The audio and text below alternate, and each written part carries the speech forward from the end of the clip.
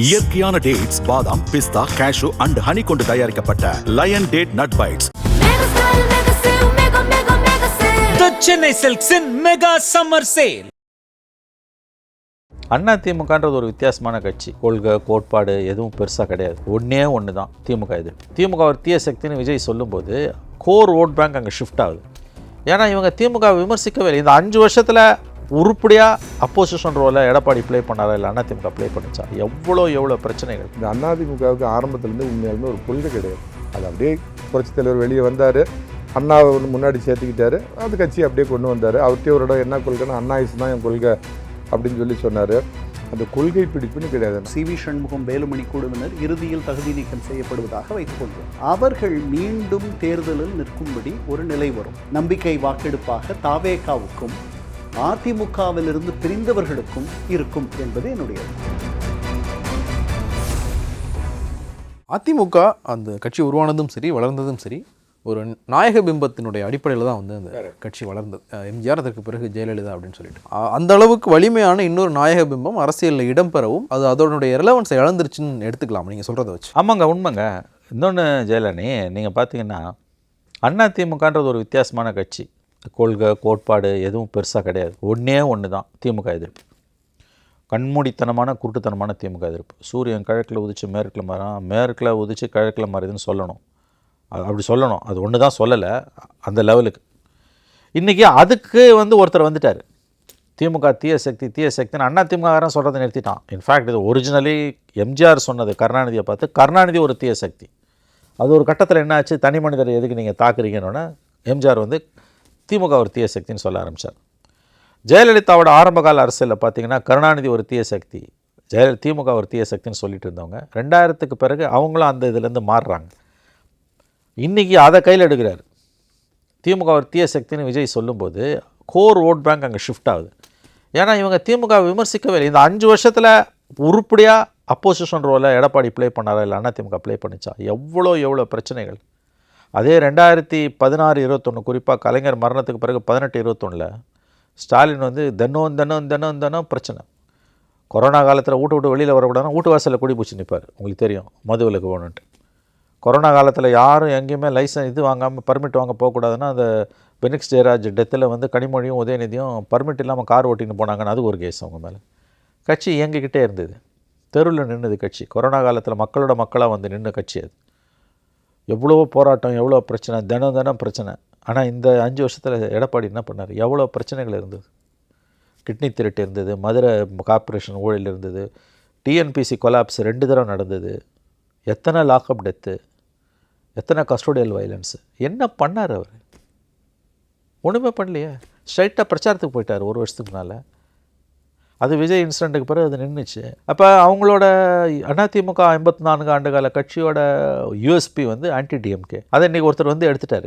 அப்போது உங்களுக்கான பாலிட்டிக்ஸ் என்ன, நீங்கள் இருப்பதற்கு, அதாவது எக்ஸிஸ்டென்ஷியல் கிரைசிஸ் ஏடிஎம்கேக்கு.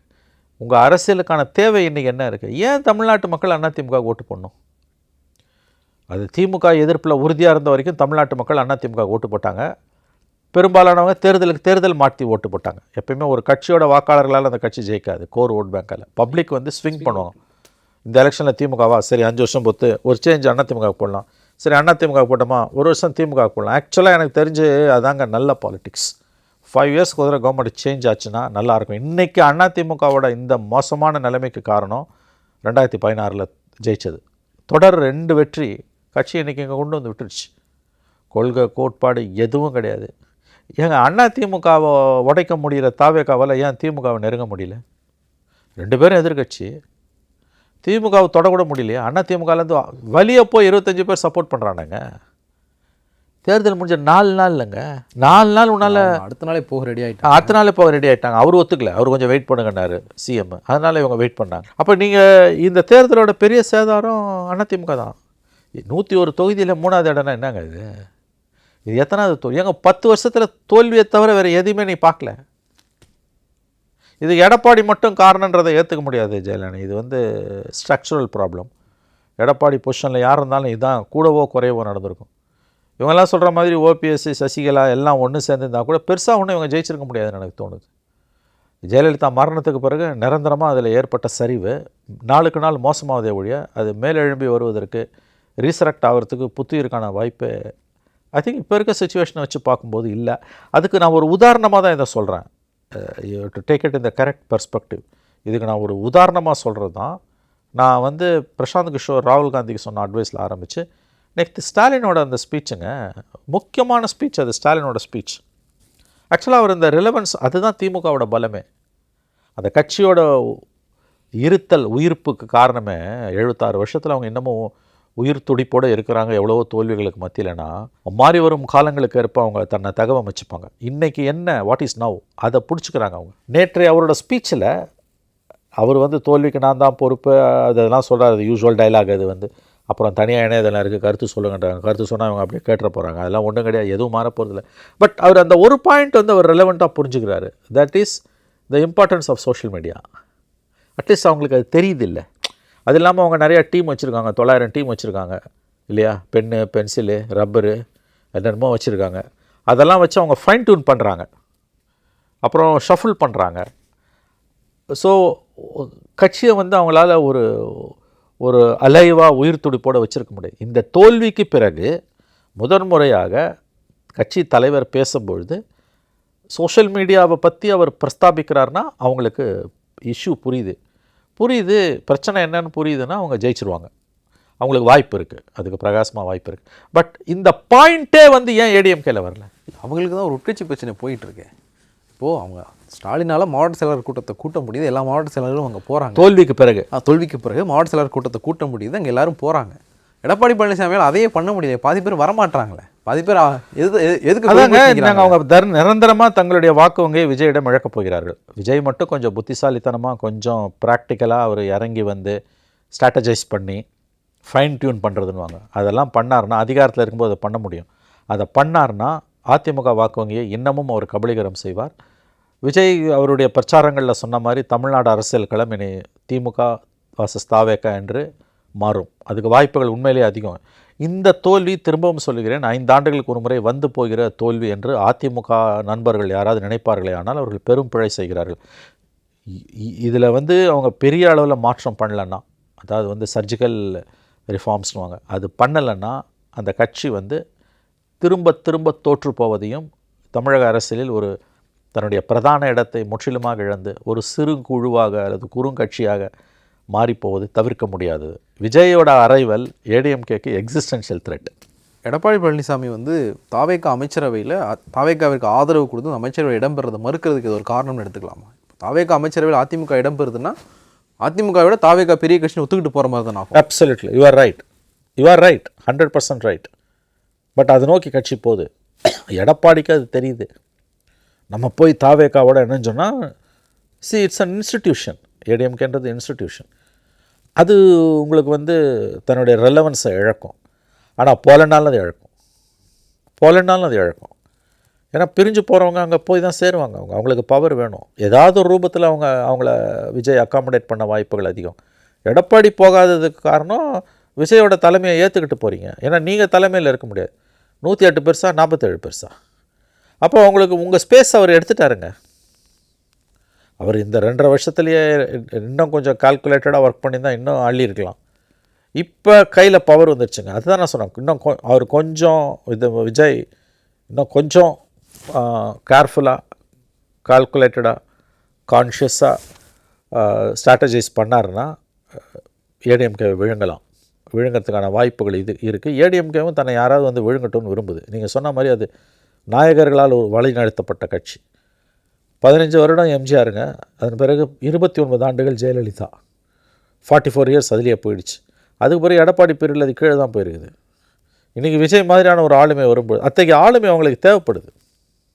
அப்படி இல்லைன்னா அந்த கட்சியால் மறுபடியும் வந்து லைம்லைட்டுக்கு வர்றதுன்றது, ஆட்சியை பிடிப்பது என்பது மிக மிக கடினம் என்று தான் இப்பொழுது தோன்றுகிறது. இந்த 25 பேர் பிரச்சனை இருக்கு இல்லையா, லெஜிஸ்லேட்டிவ். எஸ், அதுக்குள்ளே வந்து அவங்க சிவிசன்மோ என்ன கிளைம் பண்ணுறாருன்னா, லெஜிஸ்லேட்டிவ் பார்ட்டின்றது வேறு, பேரண்ட் பார்ட்டி வேறு, லெஜிஸ்லேட்டிவ் பார்ட்டி வேறு. நாங்கள் தான் மெஜாரிட்டின்றதுனால எங்களை தான் வந்து லெஜிஸ்லேட்டிவ் பார்ட்டியாக வந்து அப்ரூவ் பண்ணணும் அப்படின்றாரு. அவங்க எங்களை அப்ரூவ் பண்ணணும்னு சொல்லிட்டு எடப்பாடி பழனிசாமியை டிஸ்குவாலிஃபை பண்ண ஒரு மனுவும் கொடுத்துருக்குறாங்க.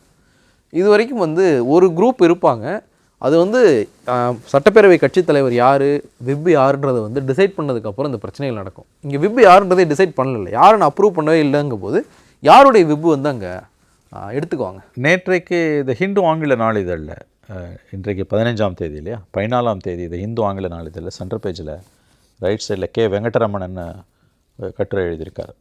படிச்சிங்களான்னு தெரியல. நான் ஹிந்துவில் ஒர்க் பண்ணார், பிடிஏ கரஸ்பாண்ட், நம்மளாம் என்னுடைய நெருங்கிய நண்பர் தான். அவர் வந்து பர்ஃபெக்டாக எழுதியிருக்காரு. இந்த க்ரைசிஸை பற்றி வந்ததில் ரொம்ப கிறிஸ்பாக வந்த கட்டுரை அவர் தான். அவர் புதிய தலைமுறை தொலைக்காட்சிக்கு ஒரு 11 நிமிட பேட்டி கொடுத்துருக்காரு, தமிழ்லே இருக்குது. இதை படித்து பார்த்தீங்கன்னா கூட உங்களுக்கு ரெலவன்ஸ் தெரியும். நான் சுருக்கமாக சொல்லிடுறேன் அவர் என்ன சொல்கிறாருன்றதை. 2023 மே மாதம் உச்சநீதிமன்றம் சிவசேனா வழக்கில் கொடுத்த தீர்ப்பின்படி பேரண்ட் பாடின்ற கட்சி தான் முக்கியமே ஒழிய சட்டமன்ற கட்சி வந்து அதற்கு முக்கியத்துவம் கிடையாது. அதாவது தாய் ஸ்தாபனம்ன்றது இப்போ எடப்பாடி வந்து பொதுச் செயலாளர், அவர் அசம்பிளி உள்ளேயும் இருக்கார், அசம்பிளிக்கு வெளியிலையும் இருக்கார். அசம்பிளியில் இருந்தாலும் இல்லாட்டியும் இந்த இடத்துல இருக்கார். Even if is not in assembly. உதாரணத்துக்கு அவர் அசம்பிளி எலெக்ஷனில் தோத்துந்தாருனா கூட இவன் ஸ்டாலின் எக்ஸாம்பிள் எடுத்துக்கலாம். கரெக்ட்.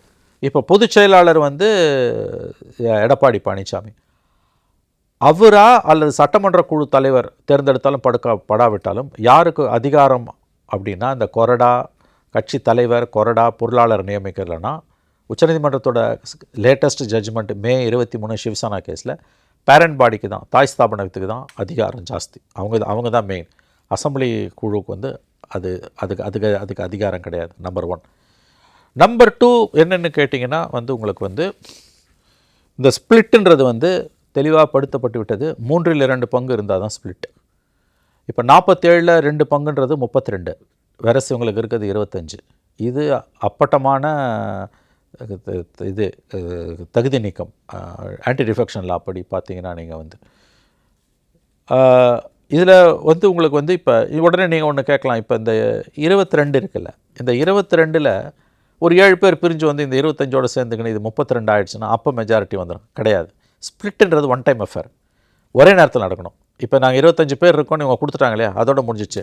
இன்றைக்கி 25 பேர், நாளைக்கு 2 பேர், மறுநாள் ஒருத்தன் 1.25, அப்புறம் ஒரு 2.25. இந்த கதையெல்லாம் கிடையாது. Split is a one time affair. அதுலேயே உங்களுக்கு காலி. இன்னொன்று என்னென்னா, நீங்கள் பிரிஞ்சு வந்து இப்போ 2/3 வந்து மெர்ஜ் ஆகிட்டுன்னா தப்பிச்சுக்கலாம். இப்போ ஆம் ஆத்மி கட்சி ராஜ்யசபாவில் பண்ணான், 10 பேரில் 7 பேர் வெளியில் வந்து நான் தான் உண்மையான ஆம் ஆத்மி, நான் பிஜேபியோட மெர்ஜ் ஆகிடுறேன்னு மெர்ஜ் ஆகி அந்த மனுவை வந்து ராஜ்யசபா சேர்மன் சிபி ராதாகிருஷ்ணன்கிட்ட கொடுத்து அவர் அடுத்த நாள் ஏற்றுக்கிட்டார். அந்த மாதிரி இவங்க 32 பேர் வெளியில் வந்து, அதாவது எடப்பாடி போட்ட விப்பு எல்லாத்தையும் மீறிய 32 பேர் வெளியில் வந்து தனி கட்சி நாங்கள் தாவேகாவோட சேர்ந்துடுறோன்னு சொல்லணும். நாங்கள் அதிமுகன்னு சொல்லக்கூடாது, தாவேகாவோட சேர்ந்துடுறோம். நாங்கள் தாவேகாவோட மெர்ஜுன்னா ஒன்றுமே பண்ண முடியாது. அதுவும் நடக்கலைங்க. ஆனால் இதில் ஒரு சிக்கல் என்னென்னு கேட்டிங்கன்னா, இவர்கள் தகுதி நீக்கம் செய்யப்படுவதற்கு வாய்ப்புகள் அதிகம்னு அந்த கட்டுரையாளர் எழுதுகிறார், வெங்கட்ரமணன் எழுதுகிறார். ஆனால் இதுக்கு பல படிகளை கடந்து போகணும். இது 1 வருஷம் 2 வருஷம் கூட ஆகலாம். இன்னொரு முக்கியமான விஷயம் என்னென்னு கேட்டிங்கன்னா, ஆன்டி டிஃபெக்ஷன் லா படி 10th ஷெட்யூல் படி தகுதி நீக்கக்கூடிய அதிகாரம் வந்து ஸ்பீக்கருக்கு தான் இருக்குது அப்படின்னு தான் பொதுவான புரிதல். பவர் டிரான்சிஷனை ஏற்றுக்கிட்டு போயிடுவாங்க. அதிமுக ஆரம்பித்த புரட்சித் தலைவர் ஒரு மிகப்பெரிய நடிகர், தலைக்கு பின்னாடி ஒரு ஒளிவட்டம் கொண்டவர், அரசியல்லையும் ஒரு 25 வருஷ அனுபவம் கொண்டவர். அவர் வந்தாங்க. அதுக்கு பின்னாடியும் பார்த்தீங்கன்னா அது லக்கிலி ஃபார்ச்சுனேட்னு சொல்லாமல் என்னென்னு எனக்கு தெரியல, அதே திரைத்துறையிலேருந்து ஜெயலலிதா அவங்க வந்தாங்கங்கிறப்ப நேச்சுரலாக ஒரு 50-60 வருஷத்துக்கு முன்னாடி இப்போ புரட்சித் தலைவர் என்ன நடிக்கிறாரோ எம்ஜிஆர் அதை நிஜம்னு நம்பினவன். அதுக்குன்னு அவங்க தப்பாக பண்ணாங்கன்னு நான் சொல்லலை. ஸோ அவங்கள ஆட்டோமேட்டிக்காக என்ன பண்ணாங்க, எல்லாருமே தனக்கு ஒரு ஆதர்ச நாயகனாக ஒரு ஹீரோவாக ஏற்றுக்கிட்டு தலைவராகவும் அந்த தொண்டர்கள் எல்லாம் ஏற்றுக்கிட்டாங்க. ஜெயலலிதா கிட்ட அதே தான் அந்த பயம் இருந்ததுக்கு காரணம். ஆனால் பழனிசாமி வந்து 2011 வந்து ஜெயலலிதா அம்மாவோட மந்திரி சபையில் வரப்போ அவரோட சீனியாரிட்டி பார்த்திங்கன்னா 33வது இடம். பட் அவங்க இருக்கிறப்பே 4-5 வருஷத்தில் அவர் 3வது இடத்துக்கு வந்தார். என்ன இந்த 2ஆம் நிலை தலைவர்களுக்கு அதிமுகவில் பிரச்சனை அப்படின்னு கேட்டிங்கன்னா, அதிமுக இன்றைக்கி சந்திக்கிறதுக்கான எல்லா அடிப்படை பிரச்சனைக்கும் காரணம் அந்த கட்சியை தோற்றுவித்தவர், அந்த கட்சியை எல்லா இடத்துக்கும் கொண்டு போய் சேர்த்த 2 பேரும் தலைக்கு பின்னால் ஒளிவட்டம் சொல்கிற ஒரு இருவரும் தலைவர்கள்.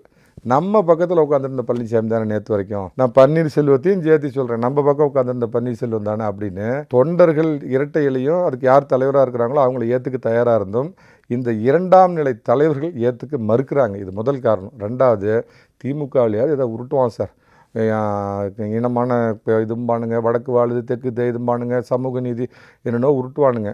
இந்த அதிமுகவுக்கு ஆரம்பத்துலேருந்து உண்மையாலுமே ஒரு கொள்கை கிடையாது. அது அப்படியே புரட்சித் தலைவர் வெளியே வந்தார், அண்ணாவை ஒன்று முன்னாடி சேர்த்துக்கிட்டாரு, அந்த கட்சி அப்படியே கொண்டு வந்தார். அவர்கிட்ட ஒரு இடம் என்ன கொள்கைன்னா அண்ணாயிசு தான் என் கொள்கை அப்படின்னு சொல்லி சொன்னார்.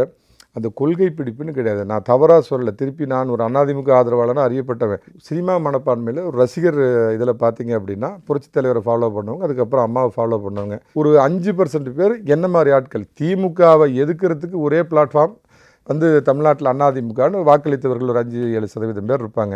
ஸோ அதிமுகவோட கிரைசிஸுக்கு காரணம் என்னென்னா, சாமானிய மனிதனை உன் பக்கத்தில் நேற்று வரைக்கும் உட்கார்ந்து ஒரு அமைச்சராக இருந்த பழனிசாமியை இந்த 2ஆம் கட்ட நண்டுகள் ஏற்க மறுக்கின்றன. பன்னீர்செல்வத்துக்கும் இதுதான் கதி. ஒருவேளை அதிமுகவில் நாளைக்கு ஒரு தலைமை மாற்றம் வந்தால் இந்த வேலுமணியோ தங்கமணியோ இப்போ எல்லாம் புரட்சி கொடி பிடிக்கிறாங்களோ அவங்கள பற்றி அப்புறம் தனியாக வச்சுக்கிறேன், அவங்களுக்கும் நாளைக்கு இதே நிலைமை தான் வரும். இது ஒன்று. ரெண்டாவது, அதிமுக தோற்று போச்சு. எடப்பாடி பழனிசாமி 2017 வந்தாரா, அதில் தொடர் தோல்வி, சந்தேகமே இல்லை. மீள்பார்வை செய்யணும், கட்சி ஆத்ம பரிசோதனை பண்ணணும், தேவை ஏற்பட்டால் தலைமை மாற்றம் கொண்டு வரணும். பட் இன்றைக்கி பேசுகிற யோகியங்கள்லாம் நான் ரொம்ப ஹானஸ்ட்டாக ரொம்ப மரியாதையாக கேள்வி கேட்குறேன்.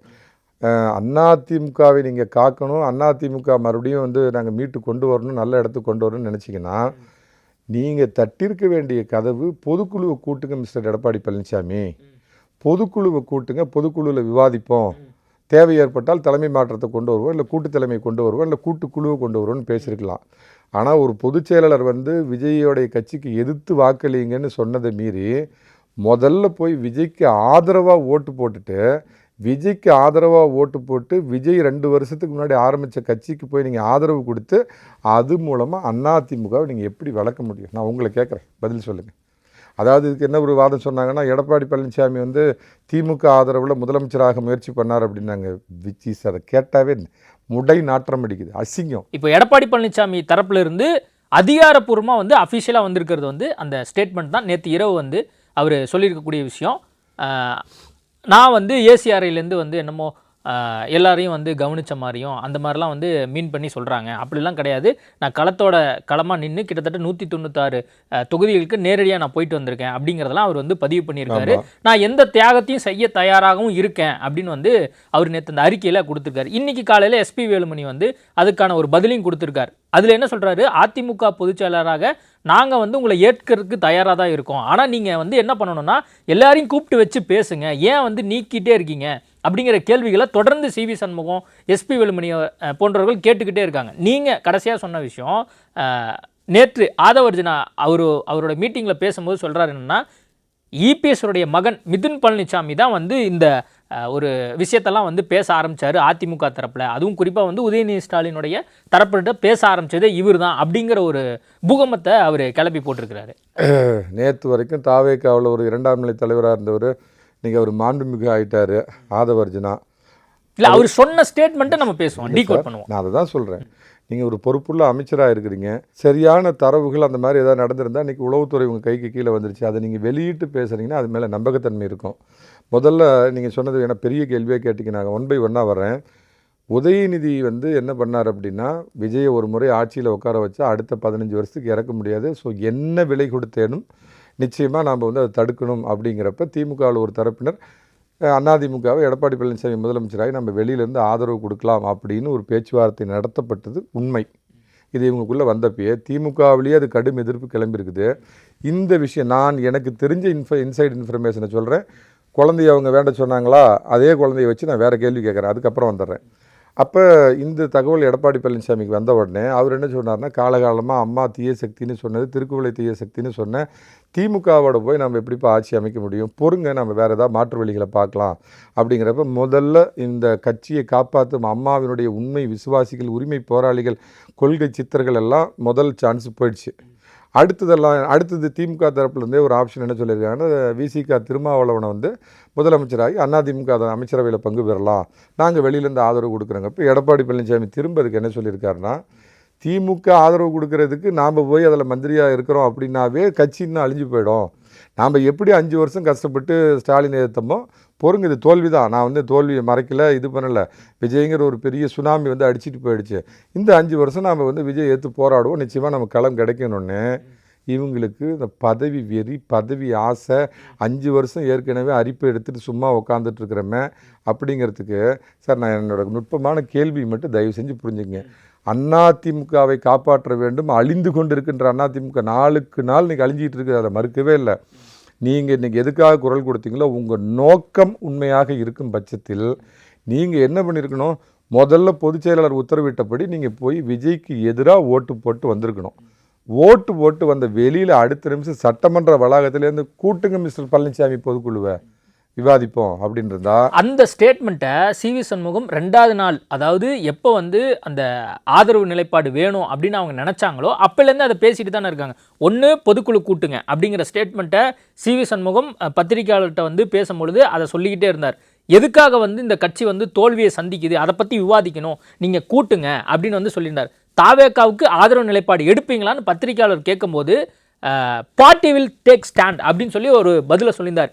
இபிஎஸ் முடிவா அப்படின்னு கேட்டபோது தான் அவர் சொன்னது என்னன்னா பார்ட்டி வில் டேக் ஸ்டாண்ட் அப்படிங்கிற கருத்தை வந்து முன் வச்சிருந்தார். இது வந்து மே 5ஆம் தேதியோ 6ஆம் தேதியோ நினைக்கிறேன், அந்த காலகட்டத்தில் அவர் சொன்ன பதில். இந்த புள்ள ஏதோ புரியாத இங்கிலீஷ் பாஷையெல்லாம் பேசுனா எனக்கு சிவி சண்முகம் சொன்ன ஸ்டேட்மெண்ட்டை தான் நான் சொல்றேன். நான் எதுவும் மாத்தியே சொல்லலை. ஏன்னா இதை எல்லாரும் பார்க்கறாங்க, கவனிக்கிறாங்க. அதிமுக தொண்டர்கள்லாம் பார்த்துட்டு ஆல்ரெடி வந்து மகிழ்ச்சியில இல்லாம அவங்க சோகத்தில் இருக்காங்க அப்படிங்கிறனால சொல்றேன். நான் ஏதாவது பேசுறேன்னா அது பண்ணி சிவி சண்முகம் காலையில் 9 மணிக்கு கொடுத்தாரு அந்த பேட்டி, நைட் 9 மணிக்கு கொடுத்தாரா?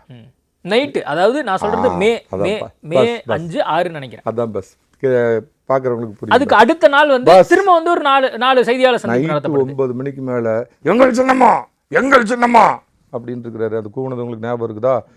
தினகரன் தினகரன் அப்படின்னு கூவினாரு. பன்னீர்செல்வம் பன்னீர்செல்வம் அப்படின்னு கூவினாரு. பழனிசாமி பழனிசாமி அப்படின்னு கூவினாரு. இன்னைக்கு விஜய்சாமி விஜய்சாமின்னு சிவி சண்முகத்தை நீங்க இப்படி சொல்லலாம். எஸ்பி வேலுமணி சொல்றாரு, நத்தம் விஸ்வநாதன் சொல்றாரு.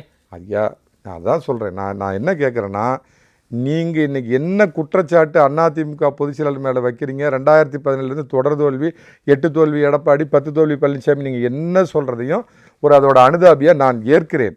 ஆனால் விஜய்க்கு ஆதரவு கொடுத்து விஜய் அரசாங்கத்தை போய் ஆதரித்து அது மூலமாக அதிமுக காப்பாற்றுறேன்னு அல்ப பொய்யை ஏன் சொல்கிறீங்கன்னு தான் நான் கேட்குறேன். எந்த விதத்தில் விஜயை நீங்கள் முட்டு கொடுத்து அரசாங்கத்தை காப்பாற்றி அதிமுக காப்பாற்றுவீங்க? திமுகவோட போனால் தற்கொலைக்கு சமம், விஜயோட போனால் எப்படி கட்சியை காப்பாற்றுவீங்க? என் கேள்வி தான். இதுக்கு பதில் சொல்லுங்கள் சர்மா. நான் கேட்குறது அதையே தான் திருப்பி கேட்குறேன். சரி, இப்போ ஒரு விஷயத்துக்கு வரேன். சரி, நடந்து போச்சு, விஜய்க்கு ஆதரவு கொடுத்துட்டீங்களா? யாரோ ஒருத்தர் இந்த பக்கம் பிடிக்கிட்டு வந்துட்டாருன்னு கேள்விப்பட்டேன். அதெல்லாம் இருக்கட்டும். சரி, என் பிள்ளையெல்லாம் வேண்டுறேன். அதாவது ஒரு அரசியல் இருக்கிறவங்க தன் குடும்பத்தெல்லாம் இழுக்கக்கூடாது. என் 2 பிள்ளைங்களை வேண்டுறேன். எடப்பாடி பழனிசாமிக்கு ஒரு பையன் இருக்கிறான்லாம் சொன்னார்ல, சத்தியம் பண்றேன்னாரு. சரி, அதே சத்தியம் அண்ணன் சிவி சார் ஆனால் காலையில் பண்ண சொல்லுங்க. எப்போ இருந்தாலும் இல்லை, அவர் சொன்னது பேட்டியா இல்ல, செய்தியாளர் சந்திப்பே காலையில் தான் பண்ணாரு. அப்பதான் அந்த சத்தியத்தை பற்றியே சொன்னாரு. பக்கத்தில் விஜயபாஸ்கர் கூட இருந்தார். அண்ணனை காலையில் சத்தியம் பண்ண சொல்லுங்கன்னு தான் கேட்குறேன். 8 மணிக்கு மேலே வேண்டாம், காலையில் பண்ண சொல்லுங்க, நைட்டுக்கு மேலே வேண்டாம். பத்திரிகையாளர் சந்திப்பே அவர் காலையில் தான் பண்ணியிருக்காரு அப்படிங்கிறது ஒரு மெசேஜ் தான். சொன்னது 9 நைட்டு தான் சொன்னது. அது 2வது நாள். நான் அண்ணன்கிட்ட என்ன கேட்குறேன்னா, காலையில் 8 மணிக்கு நாளைக்கு வர சொல்லுங்கள். எங்கேயாவது எல்லாம் மதச்சார்பற்ற கட்சி 3 இடத்துக்கு தேவாலயம், மசூதி, கோயில் எல்லாம் வந்து சத்தியம் பண்ண சொல்லுங்கள். அதிமுகவை காப்பாற்ற வேண்டும். அம்மா அவர்களுடைய கனவை ஆட்சியை மீண்டும் கொண்டு வர வேண்டும். அதிமுக எந்த விதத்திலையும் அழிந்து விடக்கூடாது. அம்மா பெற்றெடுத்த பிள்ளைகள் நாங்கள். அம்மா தான் எங்களுக்கு தெய்வம். இந்த விஜய் ஆட்சி மக்கள் கொடுத்த தீர்ப்பை மதித்து நாங்கள் ஒரு ஆதரவு தெரிவித்த மொழியை ஒருபோதும் விஜயோடைய மந்திரி சபையில் நாங்கள் மந்திரி சபையில் பங்கேற்க மாட்டோம். எங்களுக்கு வாரிய பதவியும் வேண்டாம், வேறு எதுவுமே வேண்டாம்னு சத்தியம் பண்ண சொல்ல அவங்க 2 பேர் பிள்ளை மேலே. அதிமுககாரன் ஆதரவாளர் நான் உட்படலாம் உருளத்தாண்டவம் போட்டுக்கிட்டு விழுப்புரம் வரைக்கும் போகிறதுன்னு முடிவு பண்ணிட்டேன். அரசியல் அதிகாரம் வேணும், பொட்டி வேணும், பணம் வேணும். இன்னும் 5 வருஷம் எப்படா ஏற்கனவே எதிர்கட்சியாக உட்காந்துட்டு அரிப்பு பிப்பு எடுத்துகிட்டு போய் திரிகிறன்னத்துக்கு போகிறதுக்கு எதுக்கு நியாயம் கற்பிக்கிறது? நான் அந்த கட்சியில் நடுவில் வந்தவன். நான் ஒன்றும் எம்ஜிஆர் ரசிகர்லாம், எங்கள் குடும்பமே காங்கிரஸ் குடும்பம். நான் சிவாஜி கணேசன் ரசிகன். நான் 2011 பிஜேபியிலேருந்து எனக்கு சேலத்தில் இருந்த வீரபாண்டிய ஆறுமுகம் அமைச்சருக்கு எனக்கு பிரச்சனை ஏற்பட்டப்போ பத்திரிகையாளர் சோ அவர்கள் சொன்ன இதை ஏற்றுக்கிட்டு நான் அதிமுகவில் சேர்ந்தேன். நான் எம்ஜிஆரை பார்த்து விசில் அடித்து வந்தவர்கள், அம்மாவுடைய ஆளுமை பார்த்து கவரப்பட்டேன். எனக்கே இவ்வளோ உணர்வு இருக்குதுன்னா எம்ஜிஆர் காலத்துலேருந்து அவன் எவ்வளோ இப்போ மண்புழுவாக துடிப்பான். அந்த இதை நான் என்ன சொல்கிறேன்னா, ஐயா உங்களை ஏற்றுக்கிறோம், எடப்பாடி பழனிசாமி வேண்டாம், நீங்கள் என்ன பண்ணுங்கள், நாளைக்கே ஒரு ஸ்டேட்மெண்ட் உங்கள் புள்ள மேலே சத்தியம் பண்ணி காலையில், மறுபடியும் சொல்கிறேன், ராத்திரியில் இல்லை காலையில் வந்து ஒரு ஸ்டேட்மெண்ட் சொல்லுங்கள். எங்களுக்கு யாருக்குமே மந்திரி பதவி வேண்டாம், வாரிய பதவி வேண்டாம், எந்த பிரதிபலம். 2 பிள்ளைங்க மேலே சத்தியமா நான் எந்த பலனையும் அனுபவிக்கலைன்னு எல்லாத்தையும் சத்தியம் பண்ண சொல்லுங்க. எடப்பாடி பழனிசாமி வீட்டுக்கு முதல்ல கருப்பு கொடி எடுத்துட்டு நான் போறேன். லட்சக்கணக்கான தொண்டர்கள் வருவாங்க. நீங்க சொல்லக்கூடிய ஸ்டேட்மெண்ட் அடிப்படையில் இல்ல, நீங்க சொல்லக்கூடிய ஸ்டேட்மெண்ட் அடிப்படையில் பார்க்கும்போது அவங்க வெறுமனே வந்து அமைச்சர் பதவி அதே மாதிரி வாரியம் அதுக்காக மட்டுமே தான் வந்து அவங்க ஆதரவு நிலைப்பாடு கொடுத்துருக்காங்களா? அப்படி அவங்க பண்ணணும்னு நினைச்சா இது வந்து இவங்க சொல்லியிருக்கக்கூடிய தூய சக்திக்கு எதிர்நிலையில் நிற்கிற மாதிரி ஆயிடும்ல. விஜய் ஸ்டாண்ட் நான் அதை சொல்லலை. உங்கள் கட்சியில் அறிஞர் அண்ணாவை விஜய் ஏற்றுக்கிறாரு, ஈவேராவை கொள்கை தலைவர் வச்சுக்கிறாரு, ஊழல் சக்தின்னு சொன்னார் அதிமுக, திமுகவை தீய சக்தின்னு சொன்னார். அதில் மாற்று கருத்து இல்லை. ஜெயலலிதா அம்மாவை ஒரு இடத்துல கூட அவர் புகழ்ந்து எந்த இடத்துலையும் சொன்னது கிடையாது. அவர் ஜெயலலிதா அம்மாவை கிட்டத்தட்ட போர்ட்ரைட் அவர் பண்ணதே பார்த்தீங்கன்னா ஒரு ஊழல் சக்தி அப்படிங்கிற மாதிரி தான் பண்ணார். சரி, நான் இதை அப்படியே வேறு விதமாக கேட்குறேன். நீங்கள் வந்து இதை தவிர உங்களுக்கு நோக்கம் எதுவுமே இல்லை. நாங்கள் உண்மையாலுமே அதிமுகவை வளர்த்தணும் போனோம், நாங்கள் வளர்த்திக்கணும், நல்லா தொந்தி நல்லா பெருத்துக்க சம்பாதிக்கணுங்கிறதுக்காக போகலன்னா, நான் சொல்கிற மாதிரி ஒரு சின்ன ஸ்டேட்மெண்ட் விட்டுட்டிங்கன்னா ஒருபோதும் நாங்கள் மந்திரி சபைக்கு பங்கேற்க மாட்டோம். என்ன எங்கள் மேலே இப்படி நாங்களாம் ஒரு உண்மையான அம்மாவுடைய விசுவாசிகள், ஏன் எங்கள் மேலே சேற்றவாரி வீசுறீங்க அப்படின்னு இவங்க ஒரு ஸ்டேட்மெண்ட் விட்டாங்கன்னா எடப்பாடி பழனிசாமி தலைமை ஆட்டம் காணுமா காணாதா? ஆமாம் இல்லை பதில் சொல்லுங்கள். ஆமாம், கண்டிப்பாக. நோக்கம் என்ன? சோரம் போகிறதுக்கு என்ன அந்தால என்னையா பண்ணுவோம்? அந்தால 200 தொகுதிக்கு சுற்றினா அந்தாலும் ஏசி ரூமில் உட்காந்துருக்கிறோன்னா கோமணம் கட்டிக்கிட்டு ஏறு பிடிச்சவன் உள்ளூரில் இருந்தேன், நான் பார்த்துருக்கிறேன் பலமுறை. அந்த ஏசி ரூமில் ஒரு நாள் இருந்ததில்ல, போய் ரூமில் உட்காந்தாருன்னா பார்க்க வருவாங்க.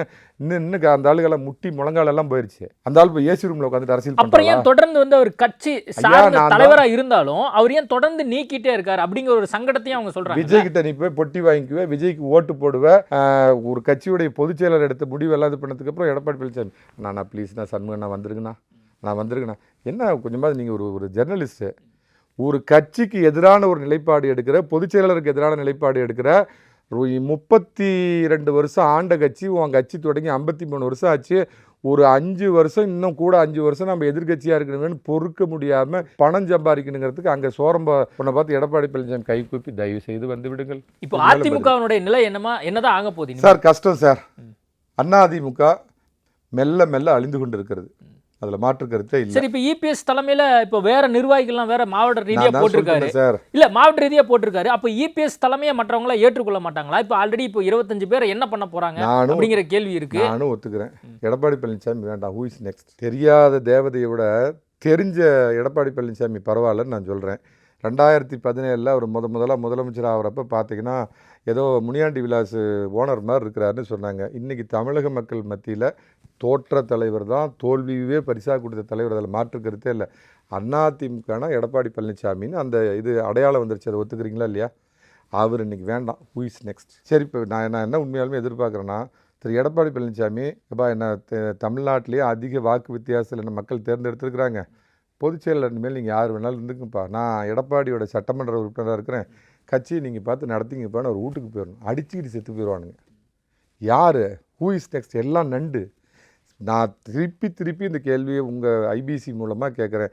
ஐயா, உங்களுடைய நோக்கம் கட்சியை காப்பாற்றுவதாக இருந்தால் எடப்பாடி பழனிசாமி போய் நிற்க வச்சு பொதுக்குழுவை கூட்டுன்னு விஜய்க்கு எதிராக ஓட்டு போட்டு நீ கேட்டிருந்தீங்கன்னா ஒட்டு மொத்த கன்னியாகுமரியில் இருக்கிற கட்சி தொண்டனும் சென்னையில் இருக்கிற கட்சி தொண்டனும் எடப்பாடிக்கு எதிராக திரண்டிருப்பான். உன்னுடைய நோக்கம் சோபா, உன்னுடைய நோக்கம் மந்திரி பதவி, உன்னுடைய நோக்கம் வாரிய பதவி. அந்த சோரம் போகிறது, அதாவது இப்போ இந்த இதில் சொல்லுவாங்க, கிராமப்புறத்தில் ஒரு பழமொழி சொல்லுவாங்க, யானை போகிறது தெரியக்கூடாதுன்னா பூனையை தூக்கி டொப்புன்னு சத்தம் வர்ற மாதிரி பொதுக்குழுவில் போட்டுன்னு சொல்லுவாங்க பார்த்தியா? அந்த மாதிரி நல்ல உண்டு கொளுத்த ஊழல் பெருச்சாளி உங்களுக்கு மார்க் வேணுங்கிறதுக்காக நீங்கள் சித்து விளையாட்டில் விளையாடுறீங்க. என்ன முதல்வரை, உங்களோட இவங்க சேர்ந்த உடனே இவங்க வந்து அப்படியே ஜபிக்கப்பட்டு புனித நீர் தெளிக்கப்பட்டு இவங்கெல்லாம் இப்போ நல்ல சக்தியாக மாறிடுவாங்களா? அப்போ நான் என்ன கேட்குறேன் அப்படின்னா, ஒன்று இவங்களுக்கு எந்த பதவியும் கொடுக்காதீங்க. அதாவது அரசியல் ஸ்திரம் வேணும், அதை நான் மறுக்கவே இல்லை. இல்லைன்னா திமுக என்ன வேணாலும் பண்ணுவான். அவன் நாளைக்கு தெலுங்கு தேசத்தோடு எல்லாம் எங்கேயாவது இலங்கையில் ஒரு கட்சியோடு சேர்ந்து கூட வந்து எப்படியாவது முறியடிக்கலாமான்னு பார்ப்பான். அதனால் வந்து உங்களுக்கு ஸ்திரத்தன்மை வேண்டும், அதை நான் மறுக்கல. அதுக்கு எல்லாரும் பண்ணுற அரசியல் சித்து விளையாடுது, அது நான் உங்களுக்கு குற்றம் சொல்லலை. குறைந்தபட்சம் நான் ஒரு தூய சக்தின்னு நீங்கள் நிரூபிக்கணும் அப்படின்னா இவங்களுக்கு ஏதோ இப்போ கொடுக்க வேண்டியது கொடுத்து இழுத்துக்கிட்டீங்களே, அதோடு நிறுத்திக்கிங்க. அவங்களுக்கு அரசியல் அங்கீகாரம் கொடுக்காரு. அப்போ உங்கள் அடிப்படை நம்பிக்கை தகர்ந்து போயிடும். 3/2 பங்கு இருக்கணும், அது இவங்ககிட்ட இல்லை. அதுக்கப்புறம் கொறடாவுடைய உத்தரவை மீறி அவர்கள் செயல்பட்டு இருக்கிறார்கள், அது 2வது. அதுக்கப்புறம் ஏற்கனவே எடப்பாடி தரப்பினர் சொல்வது போல மகாராஷ்டிரத்தில் ஒரு தீர்ப்பு இருக்குது. அந்த தீர்ப்பின் கீழ் வந்து கட்சி வெளியிலிருந்து யாரை கொறடாவாக நியமிக்கிறது அப்படின்றது தான் முக்கியம். அதுதான் கட்சிக்கும் அவர்களுக்கும் இருக்கும் தொப்புள் கொடி உறவை வந்து நம்ம காப்பாற்றுறதுக்கு வழி அப்படின்னு மகாராஷ்டிராவில் நடந்ததை பற்றி உச்சநீதிமன்ற தீர்ப்பு ஒன்று இருக்குது. ஆனால் இந்த மாதிரி கூட்டம் நடந்துச்சா, சட்டமன்ற கூட்டம் நடந்துச்சா, அங்கே தீர்மானம் நிறைவேற்றி நீங்கள் வந்துட்டு கொறடாவை நியமிச்சிங்களா அப்படின்னு இந்த தரப்பினர் சி.வி. சண்முகம், வேலுமணி தரப்பினர் கேட்டிருக்காங்க.